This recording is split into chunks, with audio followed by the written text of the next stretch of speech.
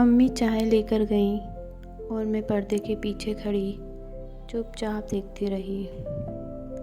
پہلی نظر میں ہی سب کچھ رک سا گیا۔ وہ عفان، خوش شکل، اعتماد بھرا اور بات کرنے کا انداز ایسا کہ دل جیسے رک گیا ہو۔ امی نے مجھے بلایا۔ میں نظریں جھکا کر سلام کیا۔ عفان نے بس ایک نظر دیکھا اور مسکرا کر کہا، آپ کو جرمنی پسند ہے؟ میں گھبرا گئی، ہلکی سی ہنسی کے ساتھ بولی، میں نے تو صرف سنا ہے، وہاں بہت خوبصورت جگہ ہیں۔ اس نے ہلکے لہجے میں کہا، پھر آپ خود دیکھ لیجئے گا انیلا۔ وہ جملہ آج تک میرے دل میں قید ہے۔ کچھ دن بعد نکاح ہو گیا۔